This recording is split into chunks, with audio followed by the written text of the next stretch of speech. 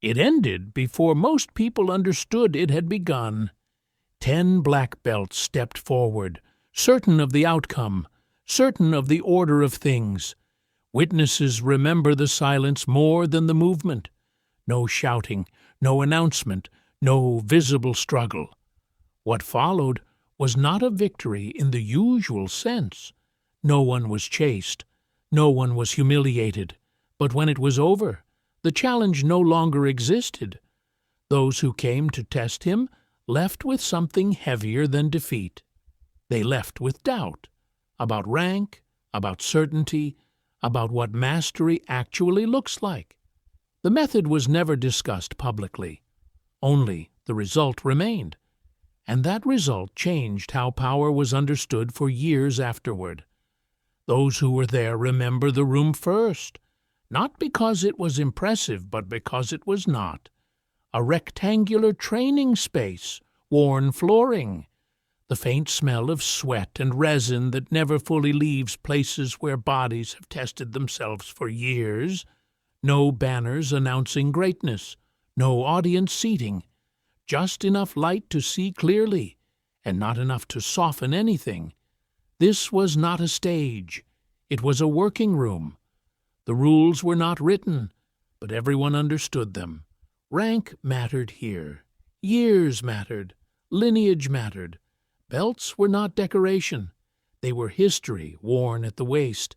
Each color represented time, spent submitting to correction, to repetition, to hierarchy.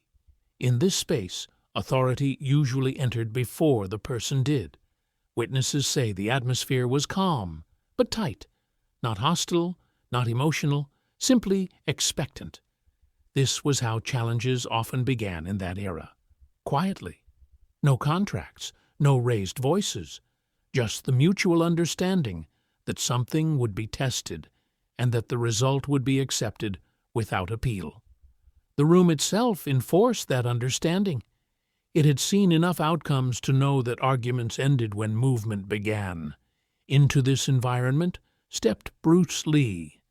There was nothing theatrical about his arrival, no warm-up display, no pacing. He did not claim the center of the room. He stood where there was space and waited, as if waiting was part of the process rather than a pause before it. Those watching noticed what he did not do.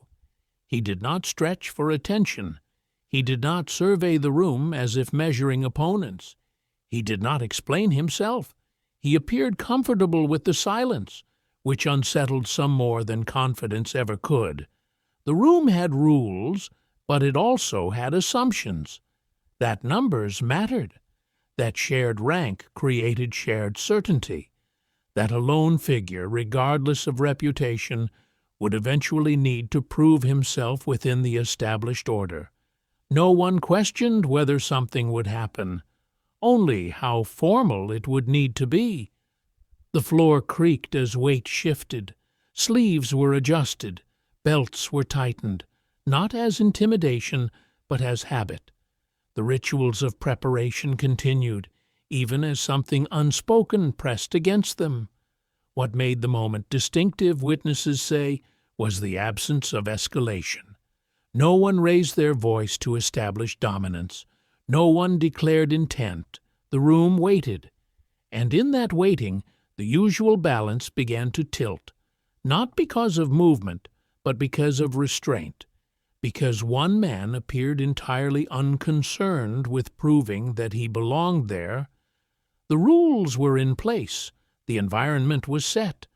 What no one in the room could yet articulate was that the rules they trusted were about to be observed, and then quietly bypassed. The silence held, and it did not belong to the room any more. The challengers did not arrive together. They filtered in over several minutes, some already dressed, others adjusting uniforms as they entered. Each carried himself with the quiet assurance that comes from years of reinforcement. Students, titles, confirmation repeated often enough to feel permanent. 10 black belts, different schools, different styles, but the same visible confidence. They were not reckless men. Witnesses are clear on that point. These were instructors, senior practitioners, individuals accustomed to being deferred to. Their posture reflected it. Their movements were economical, practiced. No wasted gestures, no visible nerves. What united them was not hostility, but certainty. They had come to correct something, a reputation that had grown too quickly, a figure spoken about with too much freedom, outside the usual channels of approval. In those days, reputation traveled slowly unless carried by institutions, and this reputation had moved without permission, through demonstrations, through stories, through word of mouth that ignored rank. That kind of movement unsettled people who had spent decades building authority one belt at a time. They did not see themselves as aggressors. They saw themselves as a standard. Across the room, he remained where he had stood since arriving. His posture had not changed. He did not mirror their readiness. He did not square himself against them. His hands rested naturally, not raised, not hidden. Witnesses recall a subtle imbalance forming, not in numbers, but in orientation. The challengers faced him as a group. He faced the room. No introductions were exchanged, none were needed. Everyone present understood why they were there. The challenge existed without being spoken. It hung in the space between formal courtesy and direct confrontation. One of the black belts stepped slightly forward, not aggressively, but enough to signal representation. It was a familiar gesture in such settings, a way to speak without speaking, to say, "We are organized, we are unified, and we are prepared to proceed." Still no response came. This was the first disruption, not refusal, not defiance, just an absence of reaction. It forced a recalibration. The challengers had expected acknowledgment, some nod, some shift, some visible acceptance of the terms they assumed were already in place. Instead, they were met with stillness that did not read as hesitation. Witnesses later struggled to describe it. Some called it indifference. Others called it patience. One described it as someone waiting for the weather to change. What unsettled the room was not arrogance, but the lack of negotiation. There was no attempt to frame the encounter, no effort to protect reputation through words. He did not assert equality, and he did not concede hierarchy. He simply remained present. In spaces governed by rank, presence without declaration is destabilizing. It removes the familiar handles, titles, affiliations, expectations. It forces attention onto what cannot be borrowed or claimed. The challengers adjusted their footing, not out of fear, but out of awareness. Something was not unfolding according to the pattern they knew. The challenge was still intact.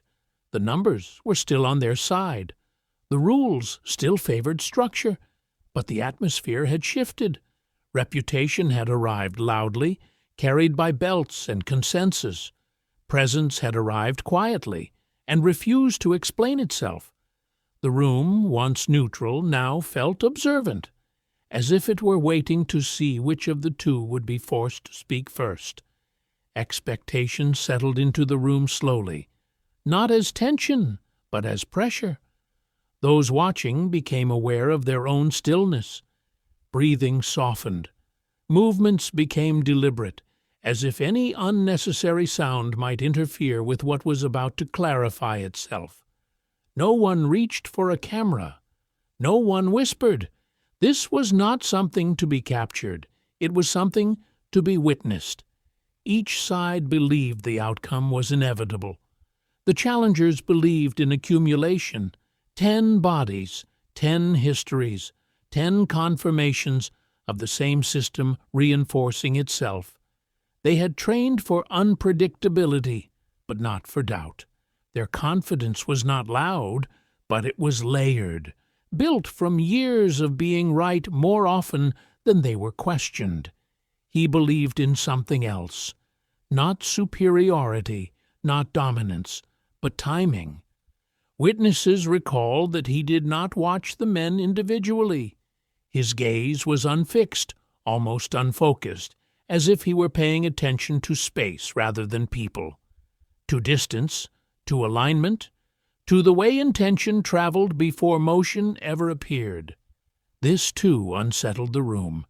In most challenges, anticipation sharpens the body.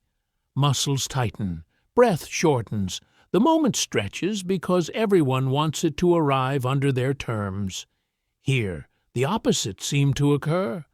The longer nothing happened, the less control the challengers felt over how it would begin.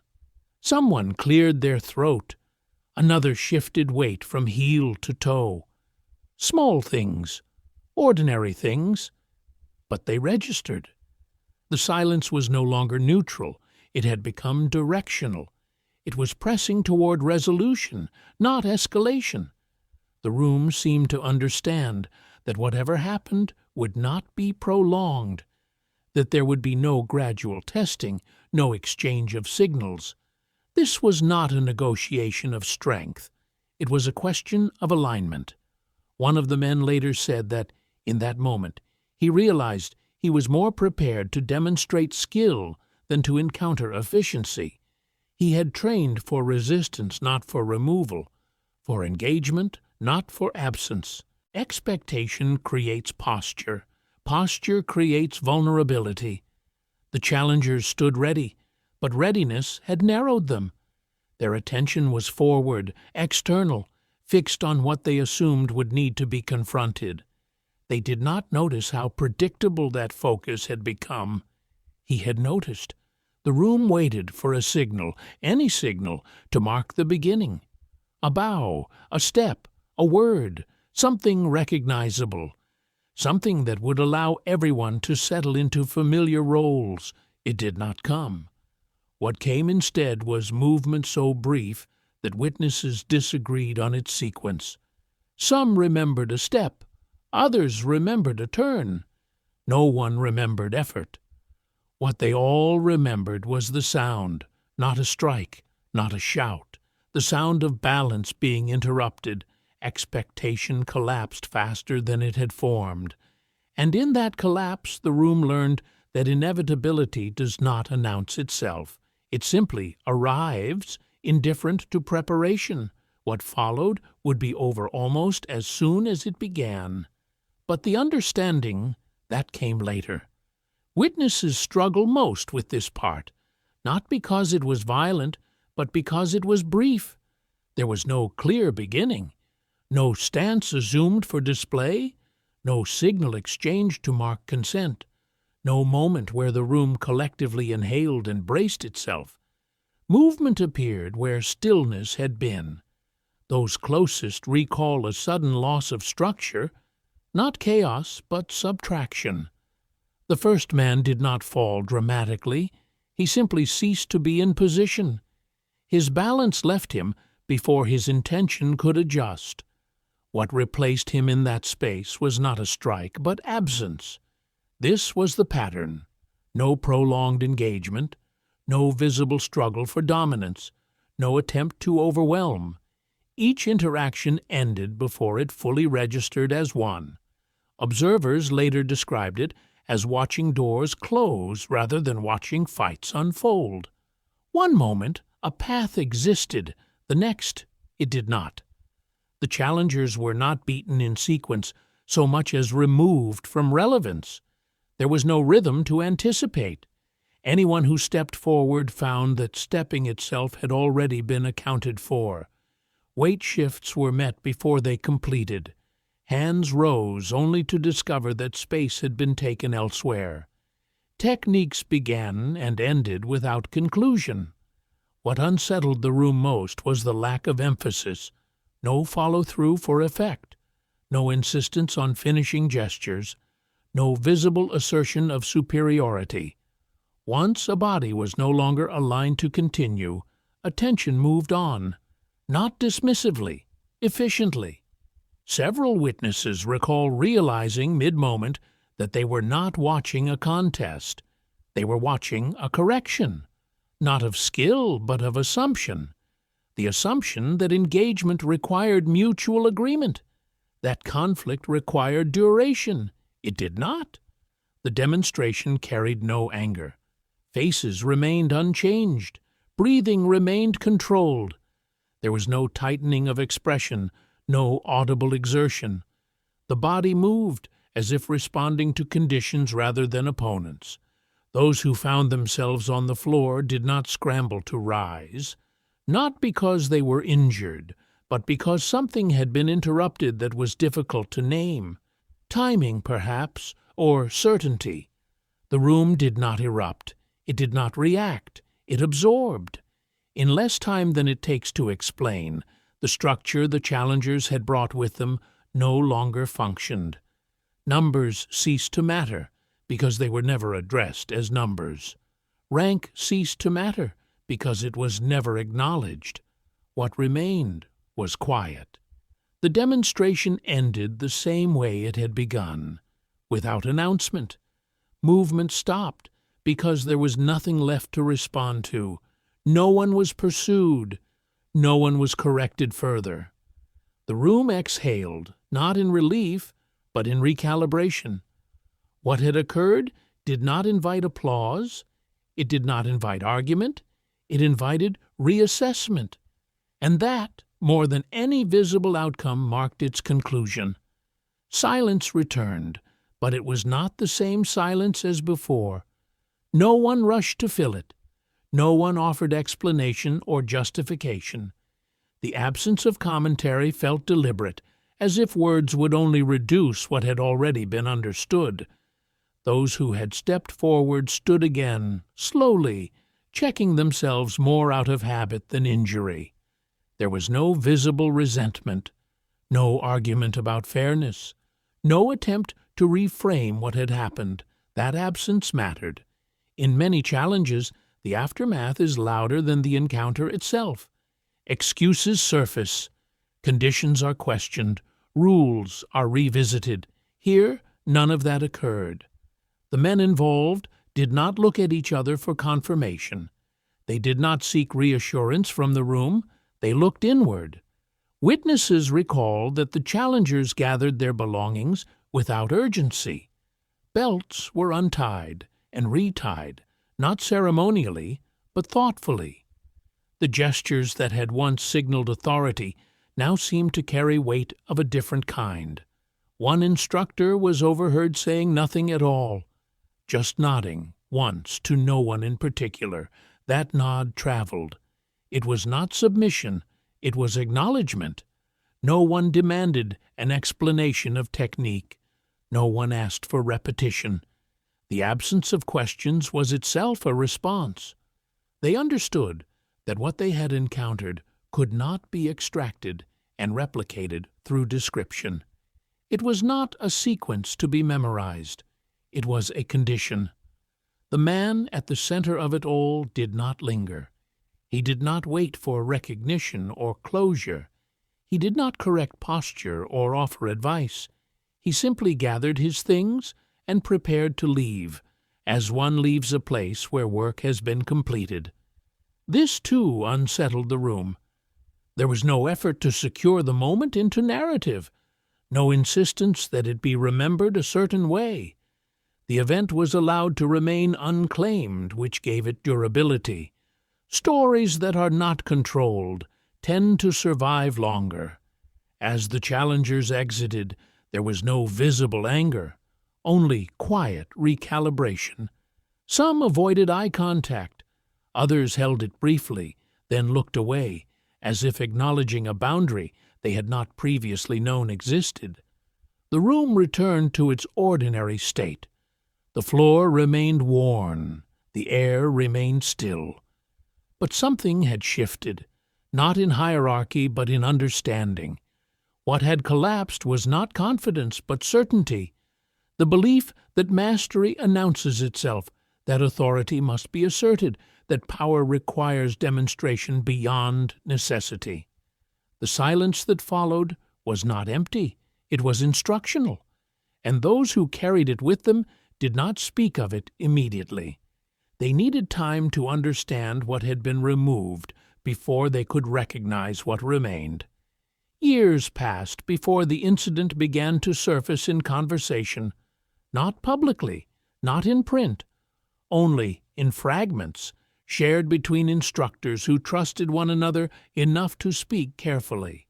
There was no agreed-upon version. Details differed, numbers shifted, sequences blurred, but the shape of the event remained consistent. A challenge presented with confidence, an outcome delivered without spectacle, a silence that followed, heavier than explanation. What endured was not the encounter itself, but its effect. Some of the men who had been present altered how they taught, not immediately and never announced, but students noticed changes, less emphasis on accumulation, fewer declarations of rank, more attention paid to balance before technique, to timing before force. One instructor stopped wearing his belt during private training sessions. Another shortened demonstrations, ending them before students expected resolution. When asked why, he reportedly said only, "Because it's already enough." No one claimed to have learned new techniques from that day. That was never the point.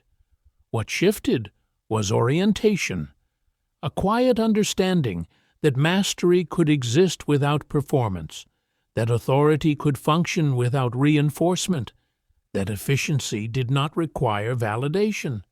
The incident was never recorded officially. It did not need to be. Its survival depended on discretion.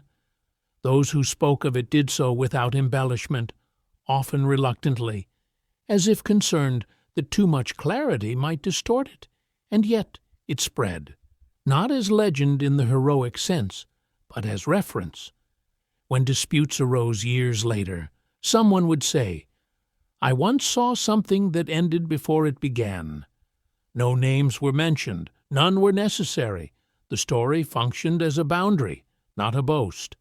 The man at the center of it continued on his path, unchanged in demeanor. He did not cite the incident. He did not build upon it. He allowed it to remain where it belonged, in the memory of those who needed it. That restraint gave the moment its longevity. In time, the story detached from its specifics. It became a measure rather than a narrative, a way of asking whether something needed to happen at all, or whether the conditions already made the outcome clear. Those who had been there understood that what ended in seconds had begun long before, and that what truly concluded that day was not a challenge, but a misunderstanding about what power looks like when it no longer needs to speak. The room itself still exists, altered by years of use, unaware of its role. People trained there without knowing what once passed through its silence. The floor bears no mark of the event. It never would. That, perhaps, is why the story endures, because nothing visible changed. And yet, for those who witnessed it, nothing was ever quite the same again.